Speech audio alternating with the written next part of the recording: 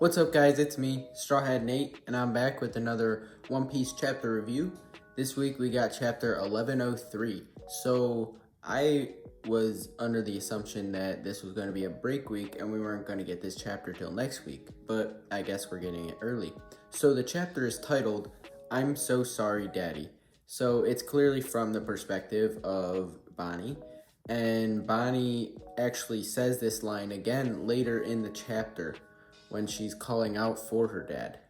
So we go back to the present in this chapter, and after a long backstory for a few months of real time, we come back with a banger going back to the present. And Bonney takes center stage in this chapter because she has been changed and transformed by Kuma's memories. She's a whole different person now. And Saint Saturn, he keeps on doing evil things in this chapter, and luckily someone steps in at the end to put a stop to Saturn's evil doing, and you'll see who that is when we get there. So without further ado, let's jump right into the chapter. The cover this week is actually a color spread, so it has all the Straw Hats along with Momonosuke and Yamato, who can, I guess, be considered honorary Straw Hats. And I think Oda drew this because 2024, which is coming up, is the year of the dragon in the Chinese calendar, and Momonosuke is obviously a dragon. Now, the chapter actually begins the night prior to the current events, because if you remember, we actually skipped the whole night so that we could cut straight to the action. And Bonney, after seeing all of her father's memories from the paw bubble, comes out of the room and sees Vegapunk waiting. And Vegapunk is actually sad here because he failed to uphold Kuma's last request to wish Bonney a happy 10th birthday.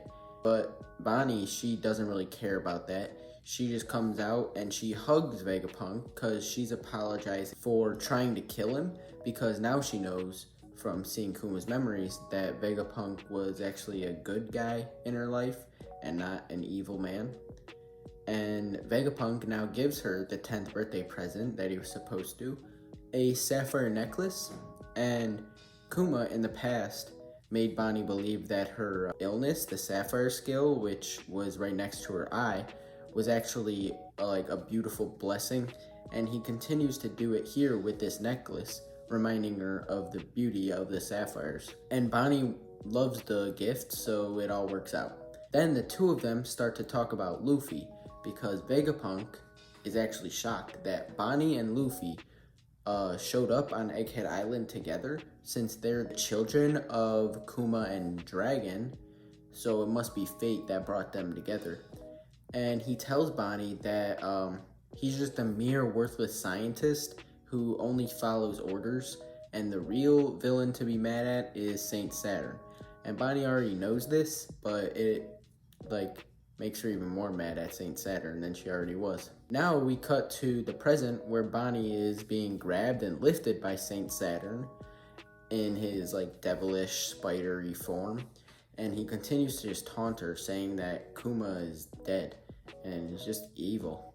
And then we see the disastrous situation that everyone's in because nobody can move. Sanji, Vegapunk, Frankie, nobody. And even Luffy, he can't move because he's out of stamina. And Kizaru, who is also out of stamina because of his fight with Luffy, is on the ground, and he thinks of Bonney and Sentomaru. And I'll note that because it could possibly foreshadow him switching to the good side, because it has people who he cares about on it.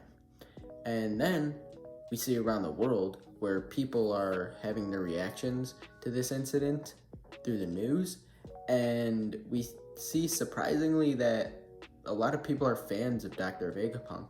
But I didn't know that Vegapunk's technology was that widespread or that public. I thought he was just a secret scientist, but I guess not. And then also Dragon and Ivankov on Kamabaka Kingdom think about Kuma, and they say that there still must be some traces of Kuma left, and he's still fighting. for his daughter Bonney. So back to Bonney, she uses a distorted future technique to become Nika-ish, as she puts it, because she still doesn't know exactly what the sun god Nika looks like. So she becomes a form that is kind of like him. And this attack makes me think about how she can become even stronger when she learns that Luffy is the sun god, because she can replicate his power better. And then Saint Saturn just stops her attack and weakens her in the process because of his mysterious power that we don't know anything about. And Saturn remarks how Bonney knows the name of the sun god because of her father Kuma, but she hasn't drawn the connection that I was just talking about to Luffy. And speaking of Luffy, he's on the sideline stuffing his face with some food, and Saturn just tells the Marines stop him from eating. And many theorists online think that Kizaru was the one supplying the food to Luffy, which would mean that he switched to the good side, so I hope that's true. And Bonney thinks to herself that she can't even change Saturn's age, and this must be another result of Saturn's unnatural power. And he then tells Bonney that her power is the result of his experiments, and this could be another reason why she can't touch him with her attacks. And this is where Saturn tells her the truth of how her devil fruit works, because she doesn't actually know, she just uses it. And he says that she can transform into any state that matches a perceived future, which means that her power is limited by her knowledge and her creativity. And he says this because that's the reason why he can't use the sun god Nika's power, because she no longer believes that the sun god is real. And Bonney yells denying that claim because she wants to believe that it's real, but she's likely to have doubts if she can't use his power fully. And then Saturn continues to crush Bonney with more truths, because he tells her now about her mother Ginny. He refers to Ginny as just a number, which just dehumanizes her, and he calls her wife number 8. And then he talks about how he experimented on her, which resulted in the development of Sapphire Scale. So Saint Saturn is just proving to be more and more evil, and he is so evil that he probably makes Doflamingo look like a saint. And then Vegapunk on the side, standing up for Bonney, starts screaming at Saturn, because think about this. Saturn caused Sapphire Scale in Ginny, and then he used that Sapphire Scale as a bargaining chip against Kuma later on. So it's just evil all around.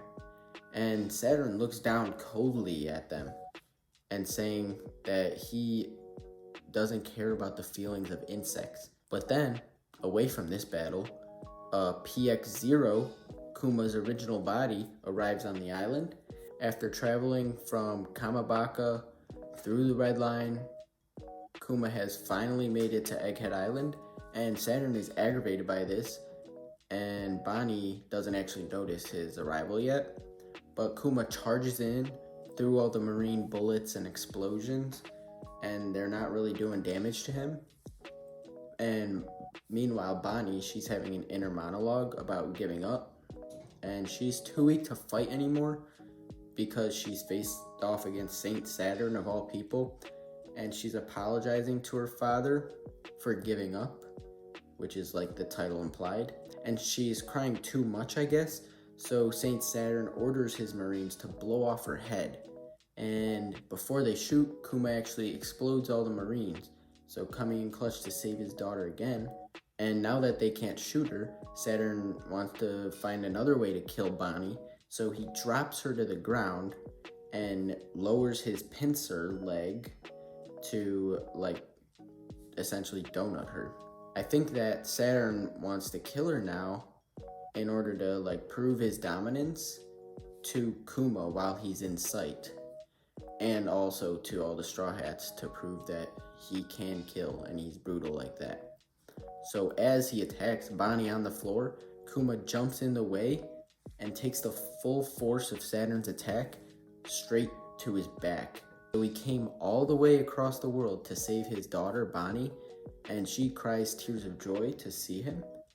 And now Kuma puts Bonney on the ground and he grabs the leg out of his back and goes at Saint Saturn with a full force punch filled with hockey.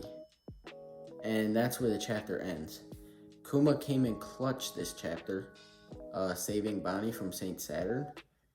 And Saint Saturn has proved time and time again that he is just straight up unlikable.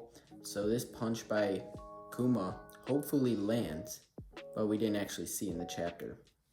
And it's very effective to have the entire Kuma backstory before this chapter with his arrival, because it really puts meaning to all these actions by Kuma.